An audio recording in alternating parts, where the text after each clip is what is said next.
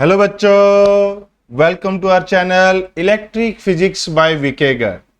इस वीडियो में हम लोग देखने वाले हैं question number 21 to question number 40 of chapter electrostatic potential and capacitance from a very popular book NCERT at your finger tips by the publication MTG. Okay बच्चों, I hope कि आपने इससे पहले भी जो वीडियोस अपलोड की गई हैं वो देख लिए होंगे और बाकी सभी चैप्टर की वीडियो भी जल्द ही अवेलेबल हो जाएंगी। तो let us start the discussion of question number 21 to question number 40। Question number 21, a cube of side x has charge दिया गया है हमें। देखिए, a cube of side x has charge q at each of its vertices. The potential due to this charge are at the centre of the cube. अगर आप ध्यान से देखें, हमें पता है potential is a scalar quantity, तो इस क्यूब के सभी वर्टिसेस के ऊपर हमने चार्ज प्लेस कर रखा है। इस चार्ज का हर एक वर्टिसेस का सेंटर से डिस्टेंस क्या होता है बच्चों? अगर साइड एक्स है तो ये जो हमारे पास बॉडी डायगोनल होता है, आप लोगों को पता है बॉडी डायगोनल क्या होता है बच्चों? √3x। तो सेंटर से वर्टेक्स का डिस्टेंस क्या होगा? √3x बाय सेंटर से वर्टेक्स का। तो एक चार्ज की वजह से पोटेंशियल क्या होगा? KQ डिवाइड बाय √3x/2 ये होगा बच्चों। अब एक चार्ज की वजह से इतना है, सभी चार्जेस आइडेंटिकल हैं, तो टोटल कितना हो जाएगा? 8। ये हो गया 16। Q K की वैल्यू हमने लिख दी है 4πε0 1/4πε0 √3x। अगर आप इसे यहां पर कट कर दें बच्चों, 4 से 16 गया 4, तो आंसर क्या बचेगा? 4Q divide by √3πε0x। तो क्या आ गया बच्चों आंसर? B option. अब ध्यान से देखिए, B option is the correct answer for this question. Moving toward question number 22। Question number 22 क्या कह रहा है? Hexagon of side 8 centimetre. एक हेक्सागन है हमारे पास, आप इसे हेक्सागन भी कह सकते हैं। हेक्सागन है हमारे पास of side 8 centimetre. Side length हमें दी गई है, मान लेते हैं A। Has charge 4 microcoulomb at each of its vertices. सभी वर्टिसेस के ऊपर आइडेंटिकल चार्ज है।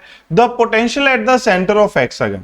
यहां पर एक प्रॉपर्टी लग रही है बेटा, हेक्सागन के सेंटर से वर्टेक्स का जो डिस्टेंस होता है बच्चों, वो साइड लेंथ के बराबर ही होता है। अगर आप यहां पर देखें, हेक्सागन में ये हमारे पास 60 डिग्री, ये भी 60 डिग्री, ये भी 60 डिग्री, तो सभी एंगल बराबर होते हैं, तो ये सभी साइड्स हमारे पास सेम है। तो वर्टिसेस से सेंटर का डिस्टेंस क्या होगा? A, that is side of hexagon के बराबर। तो एक चार्ज का पोटेंशियल क्या होगा बच्चों? KQ/A। टोटल कितने चार्जेस हैं? 6। तो टोटल पोटेंशियल क्या हो गया? 6 टाइम्स KQ/A। वैल्यू पुट करेंगे 6। K की वैल्यू है 9 × 10⁻⁹।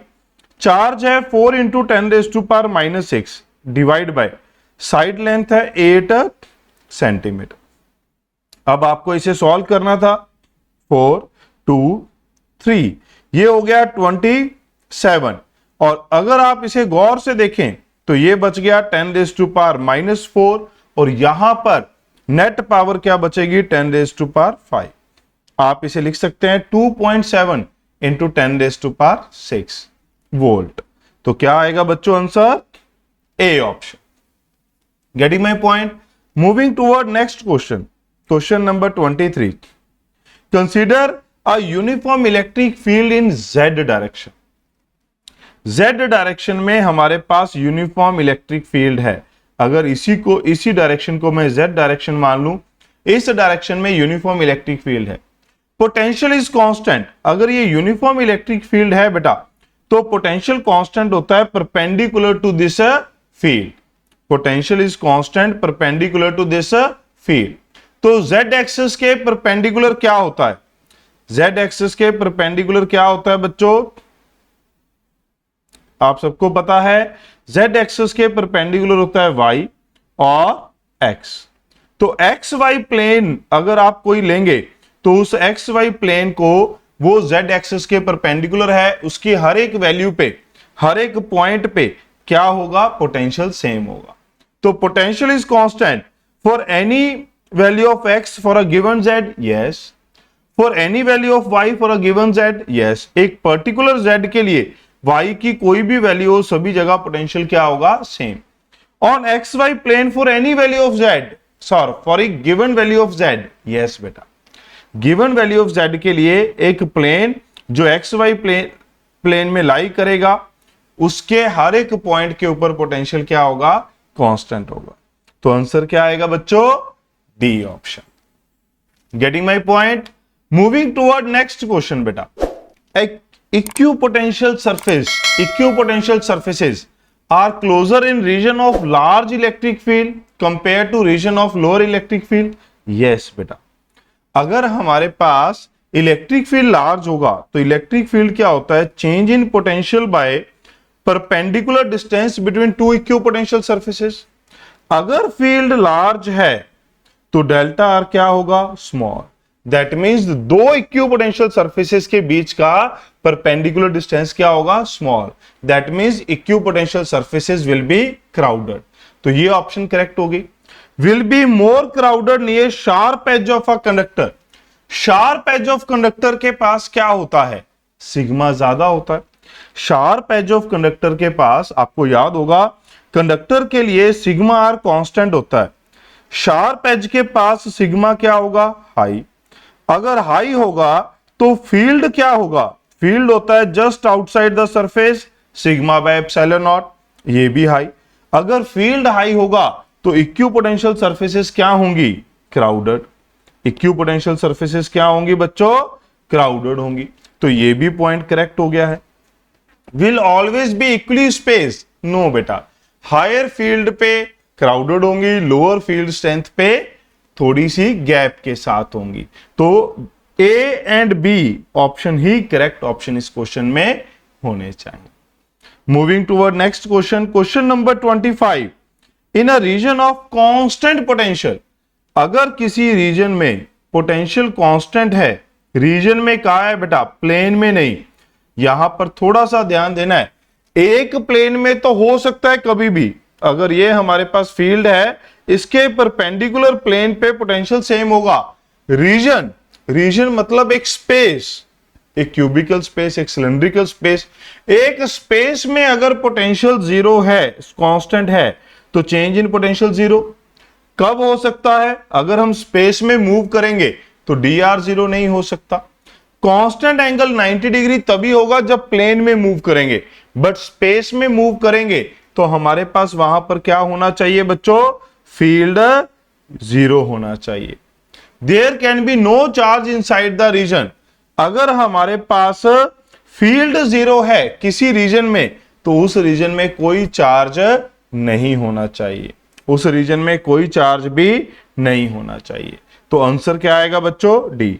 अब कुछ बच्चे सोच सकते हैं सर हमने गॉस लॉ पढ़ा था, उसमें कहा था फ्लक्स जीरो है बट चार्ज हो सकता है। वो फ्लक्स था बेटा, यहां फील्ड है किसी रीजन में। अगर हम यहां पर एक स्फीयर मानेंगे, ये स्फीयर का फील्ड है, अगर मैं यहां प्लस क्यू चार्ज और माइनस क्यू चार्ज मान लूं तो इस रीजन में फील्ड जीरो नहीं है बेटा, बट इस सरफेस के क्रॉस फ्लक्स जीरो है। अगर फील्ड जीरो नहीं है तो इस रीजन में आप पोटेंशियल भी यूनिफॉर्म नहीं कह सकते। आप एक पॉइंट से दूसरे पॉइंट जाएंगे, पोटेंशियल वेरी करेगा। तो रीजन की बात कर रहा है ये। अक्सर बच्चे इसे प्लेन के साथ कंपेयर कर लेते हैं, इस वजह से उनके दिमाग में एक कंफ्यूजन क्रिएट हो जाती है। ओके बच्चों, ध्यान रखना है, रीजन, रीजन मतलब space. Moving toward next question, question number 26। Question number 26 में क्या कहता है, in which of the following statement is true about the relation between electric field and potential. क्या रिलेशन ट्रू है, electric field is in the direction in which the potential decreases steepest. ये हमें कहा गया है कि इलेक्ट्रिक फील्ड की direction में, इलेक्ट्रिक फील्ड की डायरेक्शन में पोटेंशियल हमारे पास डिक्रीज होता है, पोटेंशियल हमारे पास डिक्रीज होता है। और साथ में यह भी कहा गया है कि इक्विपोटेंशियल सरफेसेस, अगर आप ध्यान से देखें, मैं ये इंक्लाइंड इक्विपोटेंशियल सरफेसेस बनाऊं तो जो इलेक्ट्रिक फील्ड है वो परपेंडिकुलर होगा। अब इस परपेंडिकुलर का मतलब क्या है, इधर भी तो हो सकता था, अगर ये 20 वोल्ट है, ये 10 है, पोटेंशियल तो इधर भी कम हो रहा है, बट इधर ही क्यों होगा? क्योंकि यहां पर ये जो लाइन है स्टीपेस्ट, इस लाइन का मतलब होता है डिक्रीज कर रहा है बेटा। यहां पर देखिए ये गैप ज्यादा होगा, यहां पर गैप कम होगा, तो सबसे ज्यादा शार्पली वो perpendicular to the field potential line ही डिक्रीज करता है। तो electric field is in direction in which potential decreases steepest. सबसे क्विकली पोटेंशियल जिस डायरेक्शन में डिक्रीज होगा उसी डायरेक्शन में इलेक्ट्रिक फील्ड होगा बेटा। क्लियर है? तो ये वाली स्टेटमेंट हमारे पास करेक्ट हो जाती है। Magnitude of electric field is given by change in the magnitude of potential per unit displacement normal to the equipotential surface. हमने अभी अभी लिखा था, ये होता है delta V divide by R perpendicular magnitude. R perpendicular क्या था? ये वाला डिस्टेंस, दो इक्विपोटेंशियल सरफेसेस के बीच का perpendicular distance is given by the change in magnitude of potential per unit displacement normal to equipotential surfaces. ये स्टेटमेंट भी हमारे पास करेक्ट हो जाती है। In the region of strong electric field equipotential surfaces are far apart. ये देखिए इसी वीडियो में जो स्टार्टिंग वाले क्वेश्चन थे वहां पर भी हम 2-3 बार ये डिस्कस कर चुके हैं। Where electric field is strong, वहां पर पोटेंशियल सरफेसेस आर क्राउडेड। तो यहां पर कहा है, कहता अगर फील्ड स्ट्रॉन्ग होगा तो इक्विपोटेंशियल सरफेसेस फार अपार्ट होंगी। No, these will be crowded. तो ये हमारे पास गलत हो गया बच्चों। तो आंसर क्या आएगा? ए और बी करेक्ट है, तो D statement gives us the right answer. Question number 27, what is the angle between electric field and equipotential surface? ये तो सबको मालूम है, 90 डिग्री। फील्ड के परपेंडिकुलर पोटेंशियल सेम रहता है, इसी वजह से उसे कहा जाता है equipotential surface. Work done to move a unit charge along the equipotential surface from P to Q. Work done must be defined. हम सबको पता है वर्क डन क्या होता है बेटा? 0 होता है। बट वर्क डन डिफाइन तो इसी किया जाता है per unit charge. Work done per unit charge होता है चेंज इन पोटेंशियल। और वो कैसे डिफाइन किया जाता है बेटा? डेफिनेशन तो यही होती है E डॉट DL PQ। बस ये 0 होता है because at every point on equipotential surface E is perpendicular to DL। तो डॉट प्रोडक्ट हमारे पास क्या हो जाता है? 0। तो इस वजह से बच्चों A और B दोनों ही करेक्ट ऑप्शन बनते हैं। इस क्वेश्चन में भी बच्चे काफी ज्यादा डाउट पूछते हैं, उनको B लगता है, B मार्क कर देते हैं, बट यहां A एंड B दोनों करेक्ट हैं। डेफिनेशन तो यही है, इसी से ही हम कहते हैं कि वो 0 होता है। ओके बच्चों, moving toward next question, question number 29. Top of atmosphere is about 400 kilovolt with respect to the surface of Earth, corresponding to an electric field that decrease with the altitude. ऊपर जाते जाते इलेक्ट्रिक फील्ड कम हो रहा है। Near the surface of Earth the field is about, कहता near the surface field काफी ज्यादा strong होता है, but still do not get electric shock as we set out of our house. जैसे ही कहता हम घर से बाहर आते हैं फिर भी हमें इलेक्ट्रिक शॉक क्यों नहीं लगता? कभी कभी लगता है, थंडर स्टॉर्म होता है, बिजली गिरती है, उस केस में हमें लग सकता है। या फिर हम एक वायर को पकड़ लें और अपने फीट ग्राउंड पे रखें तब भी लग सकता है। क्यों? पोटेंशियल डिफरेंस मिल जाता है। बट अगर हम ग्राउंड के ऊपर हैं तो हम दोनों का पोटेंशियल, हमारा और ग्राउंड का पोटेंशियल क्या है? सेम। तो हमें कोई करंट फ्लो नहीं कर सकता सेम पोटेंशियल में, तो कोई शॉक नहीं लगता। बट वही अगर मैं एक एंड से, अपनी बॉडी के किसी एंड से, कहीं भी एंड से अगर मैं हाई पोटेंशियल को टच कर लूंगा तो करंट फ्लो करेगा और हमें शॉक लगा हो जाएगा। क्लियर है बच्चों? तो क्यों नहीं हमें शॉक लगता? क्योंकि हमारी बॉडी एंड ग्राउंड एक ही पोटेंशियल पे दोनों होते हैं। क्लियर है? अब कहता है क्वेश्चन नंबर 30, बहुत ही कॉमन इंपॉर्टेंट क्वेश्चन है, अगर आप देखेंगे प्रीवियस ईयर में आपको मिल जाएगा ये। तो क्या कहता है, अगर हमने यहां पर चार्ज प्लेस्ड एट P, यहां कोई चार्ज रख दिया, then the VABC are the potential. ये क्या है, यहां पर कंडक्टिंग वर्ड इज इंपॉर्टेंट बेटा। On a conductor potential at all the point is a zero. On a conductor potential at all the points is a, अच्छा sorry मैंने zero बोल दिया था, potential at all the points is a same. Zero कब होता है, जब हम अर्थ करते हैं। जीरो कब होता है बच्चों, जब हम अर्थ करते हैं। बट उस केस में भी सभी का पोटेंशियल क्या रहेगा, सेम। कंडक्टर के ऊपर कहीं पे भी ऑब्जेक्ट पड़ा हो या कहीं पे भी हम पॉइंट कंसिडर करें, पोटेंशियल क्या होगा, सेम होगा। तो क्या आंसर आएगा बच्चों यहां पर, VA equal to VC equal to VB भी है, अगर हमसे पूछा जाए तो। Okay, question number 31, work done in carrying a charge Q once around the circle of radius A with charge Q at the center is, क्या कह रहा है, ध्यान से देखिए। कहता है अगर कोई सेंटर पे चार्ज पड़ा है बच्चों और इसके अराउंड हम Q चार्ज को सर्कल के ऊपर घुमाते हैं। अगर आप ध्यान से देखें, सर्कल पे घुमाते हुए सभी पॉइंट पे रेडियस क्या है, सेम। तो पोटेंशियल क्या होगा सभी पॉइंट पे, सेम। तो वर्क डन क्या होता है, charge into change in potential. This circle और sphere act as equipotential for the charge. क्यों, क्योंकि चार्ज से डिस्टेंस सभी पॉइंट का सेम है और पोटेंशियल क्या होता है, KQ/R बेटा। अगर चेंज इन पोटेंशियल जीरो है तो वर्क डन भी क्या होगा, जीरो होगा। एक और क्वेश्चन आता है बच्चों इसमें कि अगर ये एलिप्स है, एक चार्ज इसके फोकस पे पड़ा है, अगर मैं एक यूनिट चार्ज को इस एलिप्टिकल पाथ के ऊपर मूव कराऊं तो वन कंप्लीट राउंड के लिए वर्क डन कितना होगा। वन कंप्लीट राउंड के लिए वर्क डन क्या होगा, वन राउंड के लिए वर्क डन होगा जीरो। क्यों बेटा, आपको पता है जैसे हमने ग्रेविटेशनल चैप्टर में पढ़ा है, वन कंप्लीट राउंड में जब वो वापिस आएगा तो उसकी एनर्जी वही हो जाएगी जो इनिशियल थी, तो ओवरऑल वर्क डन क्या हो जाता है, जीरो। दूसरा पॉइंट, जो फील्ड फोर्स है this is conservative in nature, तो work done over one closed path is a zero. तो उस केस में भी वर्क डन जीरो होता है। Question number 32, a test charge is moved from lower potential point to a higher potential point. Potential energy of test charge. Test charge हमारे पास क्या होता है, by default it is positive charge. अगर potential energy देखनी है तो this is a change in potential.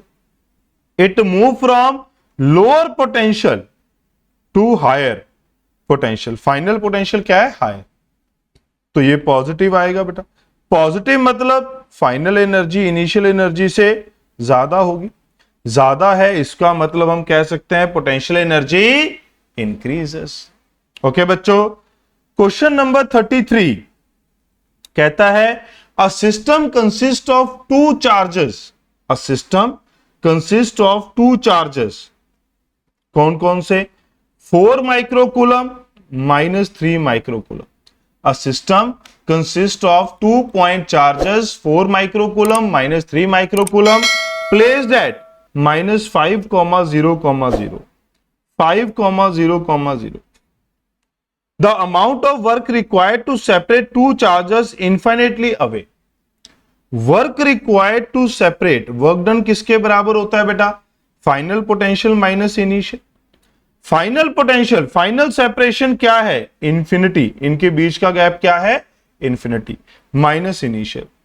भाई फाइनल हमारे पास क्या होगा, अच्छा सॉरी यहां पर देखिए, सॉरी बच्चों, वर्क डन किसके बराबर होगा, change in potential energy. Final energy जब ये इनफाइनाइट सेपरेशन पे होंगे, इनिशियल एनर्जी जब ये इनिशियल सेपरेशन के ऊपर है। इनफाइनाइट क्या होगा, जीरो। इनिशियल एनर्जी कितनी है दोनों की, के Q1 Q2/R। अब अगर आप देखें -9 × 10⁹ Q1 कितना है 4 इंटू 10⁻⁻6। Q2 कितना है -3 into 10⁻⁻6 divide by R। Distance कितना है बच्चों 10 सेंटीमीटर। अगर आप इसे सॉल्व करें, ध्यान से देखिए बेटा, ये हमारे पास हो गया 9 into 4 into 3 108, 4 into 3 12, 12 into 9 this is 108। Power अगर आप देखें 10⁻⁻1, ऊपर जाके 10⁻10 इंटू 10⁻12, तो क्या बचेगा 10⁻10 इंटू 10⁻12। आप इसे लिख सकते हैं -1.08। क्या आ जाएगा बच्चों 1.1। ध्यान से देखिए, क्या ये माइनस होगा? आंसर देखते ही लालच नहीं कर लेना, यहां पर गड़बड़ है, माइनस इंटू माइनस प्लस, तो यहां पर भी क्या आएगा प्लस। वैसे तो फिंगर टिप्स में एरर बहुत कम मिलती है एमटीजी फिंगर टिप्स में। I am definitely going to write to the publication कि इस एरर को करेक्ट किया जाए। इसी वीडियो में एक और एरर आपको मिलेगी इन दिस बुक। तो ये आंसर क्या होना चाहिए था बच्चों 1.1 वाला, और कोई है नहीं, बट ये आंसर क्या होना चाहिए था +1.1। अगर दो चार्जेस पड़े हैं, एक प्लस एक माइनस, अट्रैक्टिव फोर्स होगी। सेपरेट करने के लिए मुझे वर्क करना ही पड़ेगा, मेरा वर्क डन पॉजिटिव होगा ही होगा। तो वर्क डन क्या आना था बच्चों, यहां पर कंसेप्चुअली भी पॉजिटिव आना था और मैथमेटिकली भी पॉजिटिव आ रहा है। तो आप ये छोटी सी करेक्शन इसमें कर सकते हैं। अक्सर आपको करेक्शन नहीं मिलेगी। इससे पहले हम काफी सारे चैप्टर की वीडियोस के काफी सारे चैप्टर के सॉल्यूशन की वीडियो बना चुके हैं, किसी क्वेश्चन में कोई करेक्शन नहीं मिली। बस इसी वीडियो में, इन्हीं 20 क्वेश्चन में 2 करेक्शंस आपके सामने आने वाली हैं। एक है ये, एक और आने वाली है बच्चों। Moving toward question number 34। 2 charges of magnitude 5 nanocoulomb -2 nanocoulomb, one placed at this, other is this.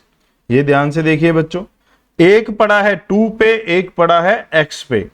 तो डिस्टेंस आपको पता है इन दोनों के बीच में क्या हो गया बच्चों, एक है 5 नैनोकूलम, एक है -2 nanocoulomb. Where there is no external field, if the electrostatic potential energy of system is this, the value of x। Potential energy क्या होगी बच्चों सिस्टम की, ये होगी k Q1 Q2 by R। Potential energy है -0.5 इंटू 10⁻⁻6। K कितना है 9 into 10⁻9। Q1 कितना है 5 इंटू 10⁻9। दूसरा चार्ज है -2 इंटू 10⁻9 डिवाइड बाय सेपरेशन कितनी है x-2 सेंटीमीटर में। बात समझ रहे हैं बच्चों? अब अगर आप देखें, ये माइनस से माइनस एडजस्ट हो जाएगा, 5 इंटू 2 10, ये निपट गया। ये 1/2 इंटू 10⁻6, यहां पर 9 इंटू पावर्स देखिए, ये कट गया बेटा, ये 10 10⁻8, नीचे क्या था x-2 इंटू 10⁻2। गौर से देखिए, -2 -8 -6 निपट लिए सब। तो क्या बचा x-2 इक्वल टू 18। तो x कितना बचेगा बच्चों 20 सेंटीमीटर। क्या बचेगा बच्चों 20 सेंटीमीटर। क्लियर है? Okay, moving toward next question, question number 35। In a quark model of elementary particles, a neutron is made up of, ये तो सबको पता होगा, neutron is made up of 1 2/3 positive, है ना, 2e/3 पॉजिटिव, और दो हमारे पास -1/3e -1/3e क्वार्क्स होते हैं। ये तो सबको पता होगा, इसके बारे में ज्यादा बात नहीं करते। क्वार्क्स क्या है वो सारे आपके टीचर ने आपको बताए होंगे, वैसे हमें कोई ज्यादा जरूरत है नहीं, इसने डिफाइन कर दिया। कहता है एक न्यूट्रॉन एक तो पॉजिटिव अप क्वार्क से और 2 डाउन क्वार्क से मिलकर बना है, मतलब हमें चार्जेस से मतलब था। If they have triangle configuration with side length of order, ये साइड लेंथ है L, the electrostatic potential energy of neutron, potential energy क्या होगी ये आपको बतानी है इस न्यूट्रॉन की। तो क्या होगी बच्चों पोटेंशियल एनर्जी? अगर आप ध्यान से देखें तो ये ट्रायंगल के ऊपर है, मान लो ये 1 है, ये 2 है, ये 3 है, तो पोटेंशियल एनर्जी होती है K(Q1 Q2 R12), सभी का कॉम्बिनेशन, 1 का 2 के साथ, 1 का 3 के साथ, प्लस फिर 2 का 3 के साथ। यही होता है बच्चों। सबको उम्मीद है मुझे कि पोटेंशियल एनर्जी तो लिखनी सबको आती है। ऑल पेयर विदाउट रिपीट, 1 का उसके बाद वाले सारे चार्जेस, 2 का उसके बाद वाले सारे चार्जेस, 3 का उसके बाद वाले पहले वाले चार्जेस के साथ पेयर नहीं लेना है। अब अगर आप देखें K कॉमन है, लेंथ सभी की कॉमन है, चार्जेस अगर Q1 Q2 देखें तो क्या है, ये माइनस माइनस प्लस हो जाएगा E²/9। Q1 Q3 देखें तो माइनस प्लस माइनस ही रहेगा, -2/9 E²। फिर ये है 2 3 भी माइनस प्लस क्या रहने वाला है, -2/9 E²। यही रहने वाला है बच्चों। अब अगर आप गौर से देखें तो ये बन गया 9 × 10⁻⁹। लेंथ कितनी है, 10⁻⁻15 इंटू E², 1.6 × 1.6 × 10⁻⁻19 का स्क्वायर यानी कि 38। यहां पर अंदर 9, 1 - 2 -2 एडजस्ट कर लेंगे, चीजों को एडजस्ट कर सकते हैं, आराम से कर सकते हैं बच्चों। गौर से देखिएगा तो क्या बन गया यहां। अब पावर्स को देखिए, 15 + 9 34 24 और ये 38 था, तो क्या बच गया, -14, यही बचेगा। अब अगर हम चार्ज देख, बचा क्या, 9 × 1.6 × 1.6, ये क्या है, -3/9 यानी कि क्या बचने वाला है, 3, यही बचने वाला है बेटा विद नेगेटिव साइन। अब हमसे क्या पूछा गया था, अगर आप ध्यान से देखें एनर्जी किसमें पूछी गई है, मेगा इलेक्ट्रॉन वोल्ट। ये एनर्जी किसमें आई है बच्चों, जूल में। जूल को कन्वर्ट करिए मेगा इलेक्ट्रॉन वोल्ट में, तो किससे डिवाइड करना पड़ेगा, 1.6 × 10⁻⁻19 से। तो ये क्या बन जाएगा, इलेक्ट्रॉन वोल्ट। 1.6 कट गया, 3 से 3 कट गया, -4.8 × 10⁵ इलेक्ट्रॉन वोल्ट। आप इसे लिख सकते हैं -0.48 × 10⁶ electron volt, -0.48 mega electron volt. बात समझ में आ रही है बच्चों सबको, क्लियर है बेटा। गौर से देखिए, सिर्फ ये वाली कहानी हमें ये देने के लिए कि ये चार्जेस पड़े हैं इक्विलैटरल ट्रायंगल पे, उनकी पोटेंशियल एनर्जी ऑफ कॉम्बिनेशन हमें लिखनी थी। तो आंसर क्या आएगा बच्चों, -0.48 mega electron volt. Question number 36 कहता है, which among the following statement is true about the work done in bringing a unit positive charge from P to Q in an electrostatic field।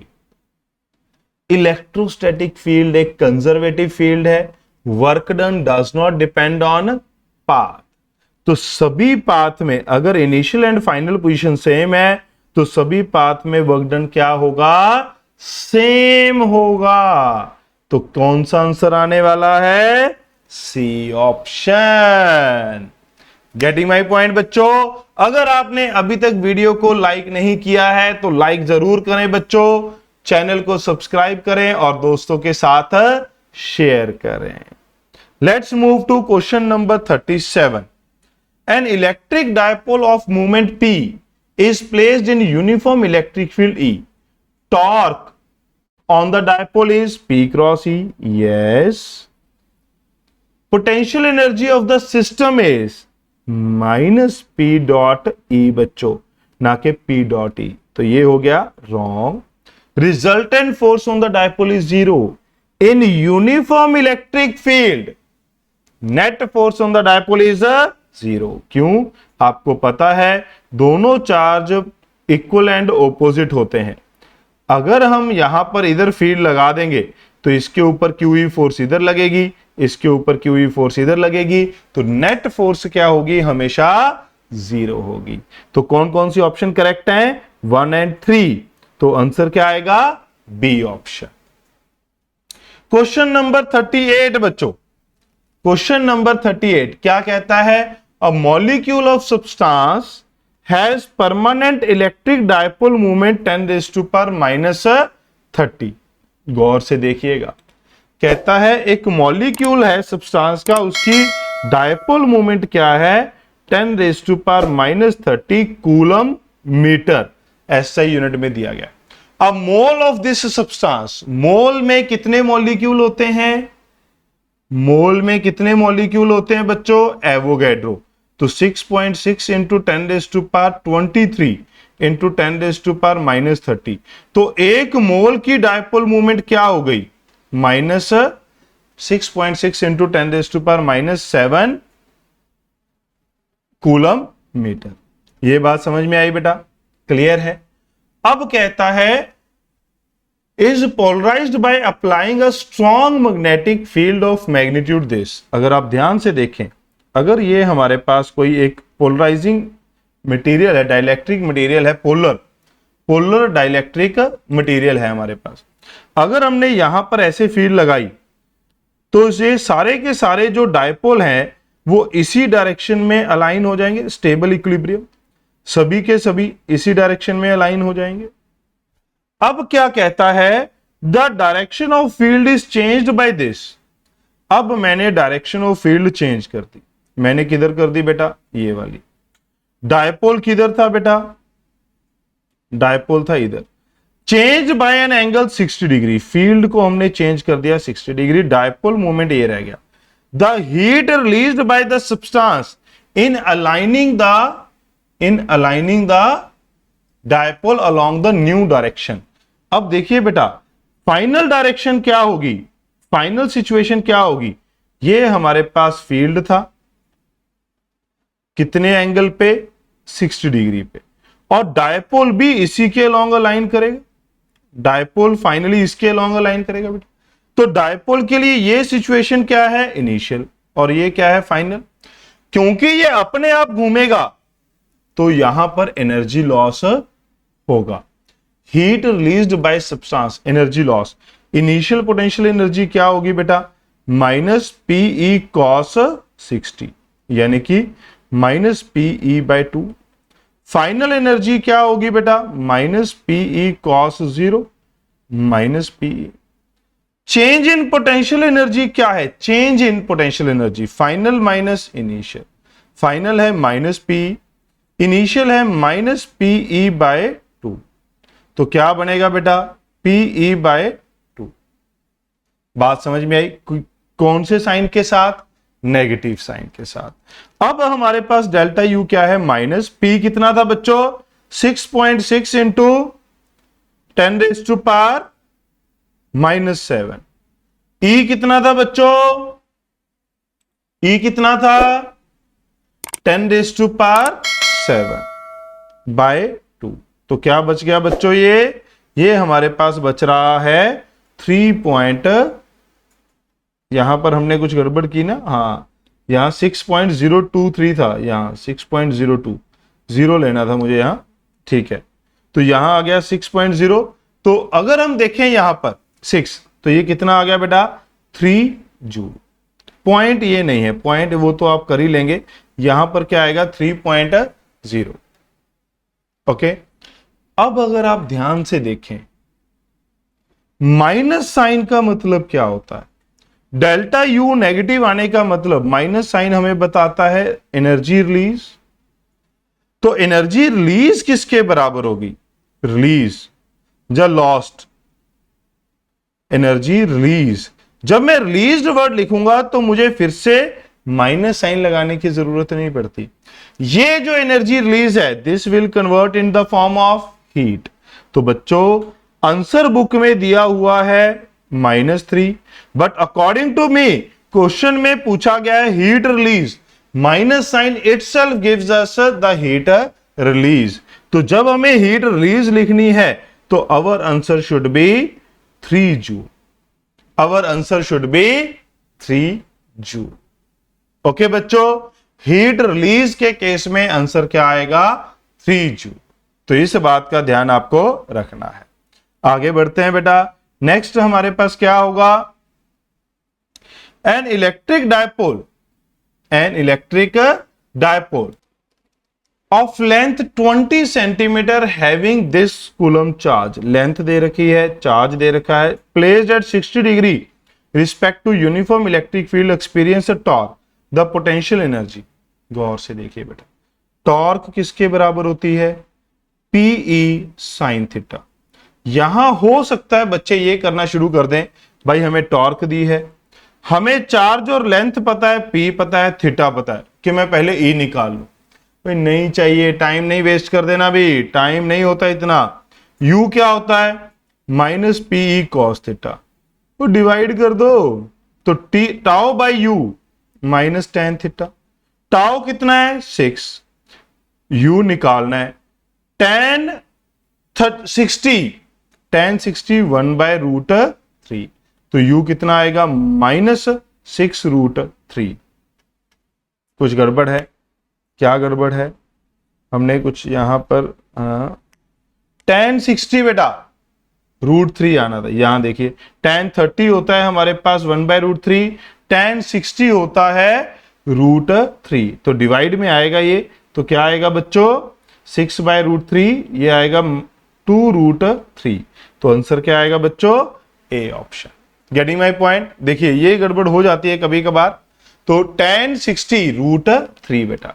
Question number 40, question number 40, if a conductor has potential V not equal to 0, there are no charge anywhere else outside, then if a conductor has potential V not equal to 0, और कहीं पे कोई charge नहीं है इसके बाहर, तो conductor के ऊपर पोटेंशियल नॉन जीरो होने का मतलब है कि हमने इसको चार्ज दिया है, और मैं कंडक्टर को जब भी चार्ज देता हूं ये इसकी आउटर सरफेस के ऊपर होता है, ये इसकी आउटर सरफेस के ऊपर होता है। There must be charge on the surface और इनसाइड इटसेल्फ, नो, इनसाइड नहीं हो सकता। There can not be any charge in the body of the conductor, no, अगर पोटेंशियल नॉन जीरो है तो सरफेस पे चार्ज होगा। There must be charge only on the surface, yes, surface के ऊपर चार्ज होगा, कंडक्टर की बॉडी के अंदर चार्ज नहीं हो सकता। ओके बच्चों, तो ये थी हमारे पास आज की discussion of question number 21 to 40 of chapter electrostatic potential and capacitance from NCERT at your finger tips by publication MTG. Thanks for watching, जल्द मिलेंगे नेक्स्ट वीडियो के साथ। Till then keep studying, keep smiling, don't forget to like, share and subscribe. Bye bye बच्चों।